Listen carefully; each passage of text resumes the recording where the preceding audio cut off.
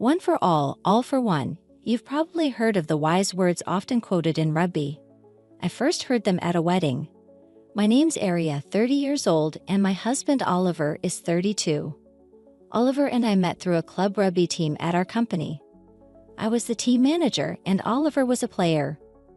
I first met Oliver's sister Scarlett about 4 years ago. Even though it was a company team, family members often came to watch our games and joined us for the celebrations afterward. It was at one such celebration where Oliver introduced me to Scarlett. "This is my sister Scarlett," Oliver said. Scarlett smiled and said, "Nice to meet you. Oliver has told me so much about you," but her gaze seemed to scrutinize me from head to toe. "Nice to meet you too. I look forward to getting to know you," I replied energetically. Oliver, laughing, wrapped an arm round my shoulder. "Scarlett will get along well with Aria. She's 2 years older, so it's like having another big sister," he said. At that celebration, Scarlett came up to me with a beer in hand and asked, "Why would you want to be a manager?" Her tone shifted from formal to informal, and her voice lowered, sounding almost provocative. Well.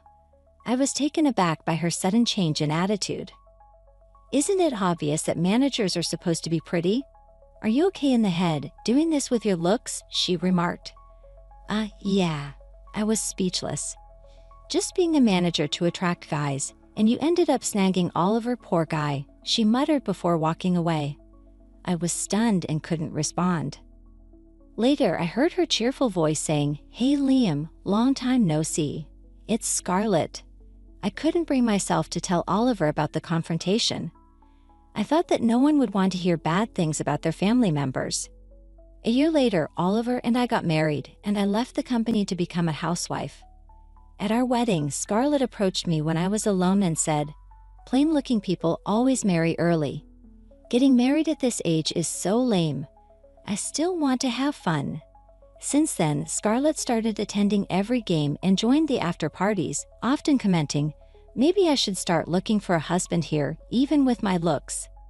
Scarlett was undeniably beautiful, but her words were frustrating. "Didn't you say you wanted to have fun?" I retorted. She smiled slightly. "Sure, I want to have fun, but maybe I'll marry if I find a really good man. Don't compare me to a desperate plain Jane like you." 3 years later, I received a wedding invitation from Scarlett. So the playtime's over and settling down is the plan now, I thought. Even so, the ceremony started at 2 p.m. Odd timing, huh? I thought wedding receptions were about having a meal. Why such an awkward time? I showed the invitation to Oliver. But I already told Scarlett I'm on a business trip to New Orleans that day," I mentioned. "I'd be traveling then, but the wedding is on November 11th, right? It's a Sunday and it's a significant date for them, the day they met, and their dating anniversary, so they can't change it, huh?" "Well, it is a special day for them, right? So probably they had a prior booking and couldn't get their preferred time." "I see," I replied, though still feeling uneasy about the timing of the event. 2 weeks later, Jack from the rugby team, Oliver's friend, came to visit, saying, "Long time no see, Aria." As I made tea, Jack started venting a bit. Being a manager and a venting outlet for the team members was part of the job when I was the manager. I used to listen to Jack's complaints quite often, and now he's bringing his troubles to me, who's left both the job and the manager position. What could it be about? I started to worry. "What's up? It's been a while, hasn't it?" I served some cookies. Jack sat in the living room, looked at the cookies for a while and said, "Say if I ate this cookie and we have a fight, would you ask me to give it back?" What is he talking about? I wondered. Well, once it's in your stomach, what's the point in returning stomach acid, right? I replied. Right, that makes sense, Jack murmured. "Wait, what are you talking about?" "I'm lost here," I blurted out. "It's about your husband's sister, you know," Jack continued. "Oh, you mean Scarlett, who's getting married?" I exclaimed in shock. "Yeah, and now I've been invited to the wedding," Jack replied. "Well, you're in the same sports club, so it's not like you can just not go, No, you're invited by William, the groom, huh?" I inquired. "Yeah, William and I are from the same batch." "So Scarlett was cheating on you with William, a teammate, and now she's leaving you to marry him," Jack hesitated. Then he said, I found out about the marriage from Scarlett a week before the wedding invitation arrived.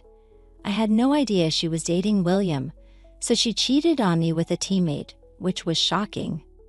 But what's more shocking is when she told me about the marriage, she also said she wanted to continue our relationship, like she's marrying William, but her heart belongs to me. I dropped my cup of tea in shock. What? Yeah, I know, right? That's exactly how it is.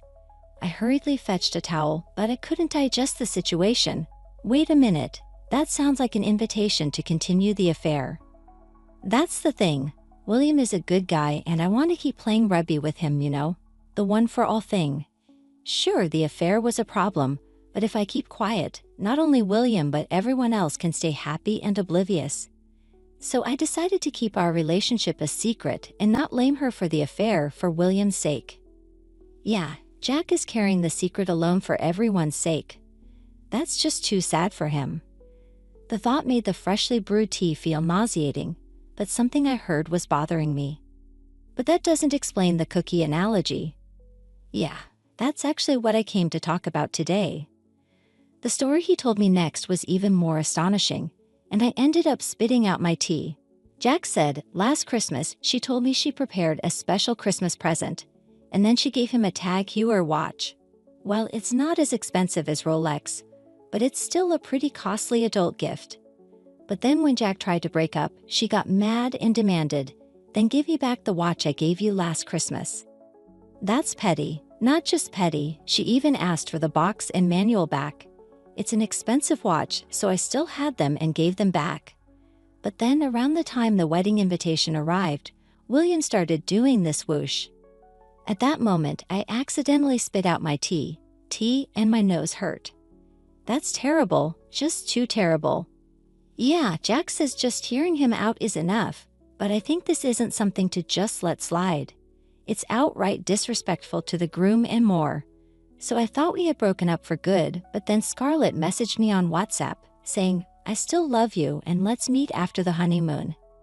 He showed me the screen of his mobile phone. I can't block her, right? She's Oliver's sister and he's the captain. Jack looked completely lost. Maybe we should talk to Oliver about this, I suggested impulsively.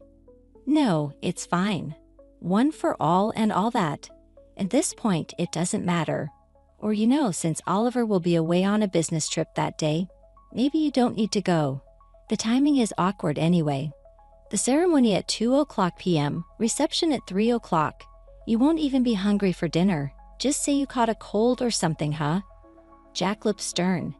Aria, what are you talking about? The wedding is at 11:00 and the reception starts at noon. What? My voice flipped in surprise. Look, I always take photos of important events because I don't trust just putting them in my schedule. He showed me a photo on his mobile phone. It was indeed at 11:00. But my invitation says, I showed Jack the invitation on my fridge from Scarlett. Jack was speechless. See, to do this to you. Jack sat down, his cup of tea had gone cold. I thought I was doing this for one for all, Jack murmured in a low voice. That woman is all for herself. I cut straight to the point. You say it's for William's sake, but can someone as selfish as Scarlett really be a good wife for him? No, I mean, it's one thing for me, but I can't stand her tricking someone like you who's been so kind to tolerate it for oneself but not for others. Jack and I both felt that way, so we started to plan our strategy. The meeting went on until that night. The teapot filled to the brim was now empty. Now on the day of the wedding, I left home at 13:30 to be there on time. If I thought it was starting at 14:00, it would be the perfect timing. Yes, I deliberately matched Scarlett's false timing, knowing the correct time from Jack. I could have confronted Scarlett or just attended at the right time, saying, it seems like there was a mistake in the invitation time, but I chose to play along. This was the plan Jack and I had come up with. So when the staff said the ceremony starts at 11:00, reception at noon, I feigned surprise. Oh my, what a shock! I had the staff open the door for me. Everyone was looking at me. There in the back, Scarlett showed a twisted smile, a smile that said, finally, you're here. Time to embarrass you. Then Scarlett, the bride, stood up with a microphone in hand. Ah, Aria, my brother's wife has just arrived. The late guest. Naturally, all eyes were on me. Dressed in a plain suit, Scarlett was beaming. But I'll apologize on behalf of my brother's wife. I'm so sorry for her uncouthness on such an important day. She's an inelegant sister-in-law, but I hope we can get along. So that's what she wanted to do, make me look bad to make herself look good, a classic move. I walked straight up to Scarlett from the door I entered and snatched the microphone from her with a swift move. A howling sound erupted. Then turning my back to Scarlett, I took a deep breath. Time to say it. Hello everyone, the UNC brother's wife here.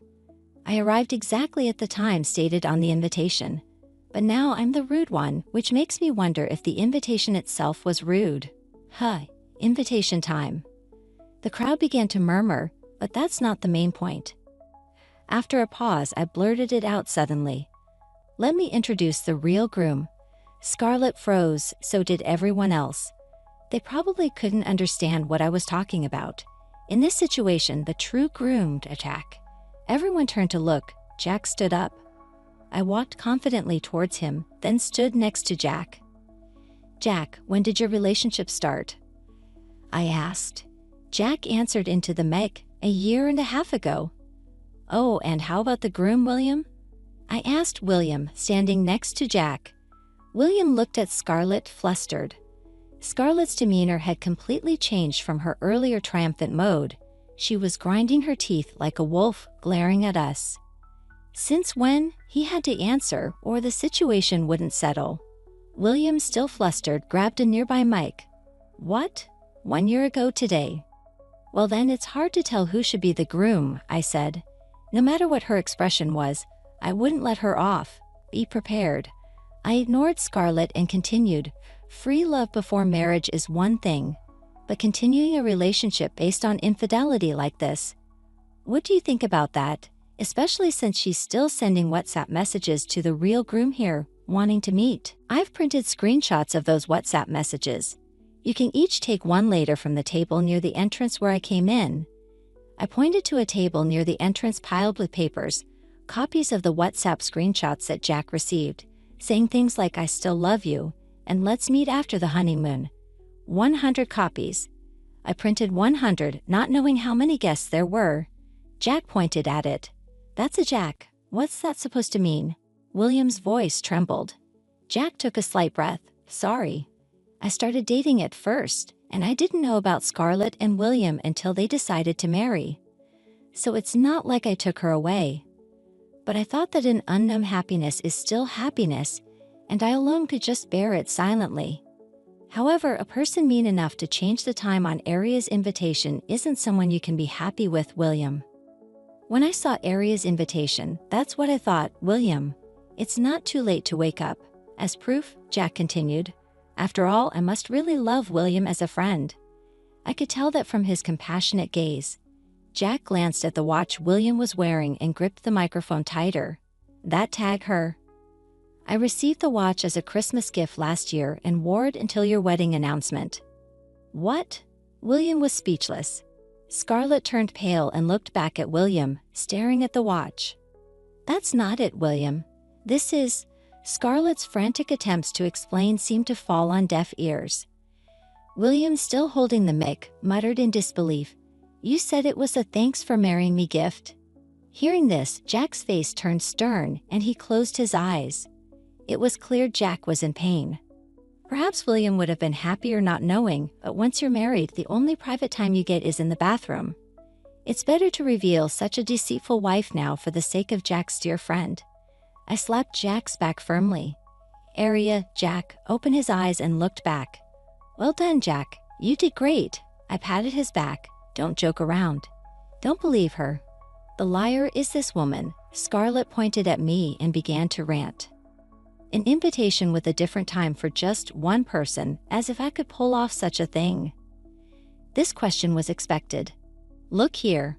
I held up my invitation next to Jack's. The time on Jack's is correct, but mine says 2:00 p.m. showing the actual items is more convincing. The real thing is strong, yet Scarlett continued to feign ignorance. So Aria must have tampered with it to frame me. If it's not true, then show evidence that I deliberately did it. You're good at deceiving people, Aria. After all, you seduced my brother to be a manager. It's weird. You're not even cute to be a manager. You must have been targeting my brother from the start. Stop it. William's voice, previously timid, now had a strong presence. Stop speaking ill of Aria. Scarlett fell silent at his intensity. Do you think a manager is just a mascot girl? Being a manager means washing dirty, sweaty uniforms, carrying several 2-liter water jugs, preparing dozens of sandwiches, providing first aid for injuries. We've often been grateful to Aria for supporting us behind the scenes. She managed all our schedules diligently. Aria wouldn't get the time wrong, let alone create a fake invitation. Don't call her unattractive or say she seduced anyone. I won't allow anyone to speak ill of my benefactor. The hall went silent, but I felt happy. Jack always thanked me, and that William the groom was a quiet guy. For him to express his gratitude to me so openly was more than I could ask for. But I made them all the same. Stop this accusation, Scarlett continued to shout. Then the door on the side I entered opened. I got someone to cover my business trip, and I came at the time on the invitation we received at home. It was Oliver. Oliver's arrival was unexpected, and I expressed my surprise. Sorry, Aria, I had to tell the captain. He's the most reliable, so I just went for it. And to hear William. One for all for one. If Jack has to suffer for this happiness, then its end is already in sight.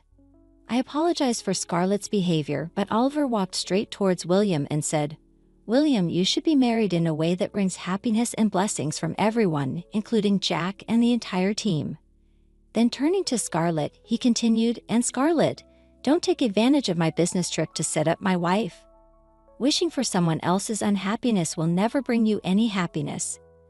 I looked at Jack standing beside me. You did good, Jack. Jack was crying. Captain always comes through. Saying this, Jack ran towards Oliver. Everyone from the rugby team who had been invited rushed to William. All right, let's go. Oliver raised his voice. One for all for one. William this time find true happiness. And so, somewhat bizarrely, the gathering ended with William being piggybacked away. Scarlett stood to the side, slumped in defeat. What happened after that? Well, the marriage was immediately annulled, of course. Scarlett was scolded harshly and even disowned by Oliver's parents for being spoiled and indulged. Moreover, Scarlett's boss and colleagues from her company were at the wedding and began to look at her coldly, leading her to resign on her own accord. As for William, he later started dating and eventually married the manager who succeeded me. Jack, on the other hand, started dating someone at a team-organized barbecue. When she said she wanted them to wear matching items, Jack requested anything but a watch, leading her to give him a Minnie Mouse plush keychain, which he now attaches to his computer bag, a rugby player's bag with a Minnie Mouse keychain. How endearing! It almost seemed like I could hear someone singing Attraction and Differences. I think it's cute, I said to Jack. Jack, tugging on the Minnie Mouse's ear, laughed and replied, Yeah, I guess so. I like that she's gentle and calm. Just the kind of person I need.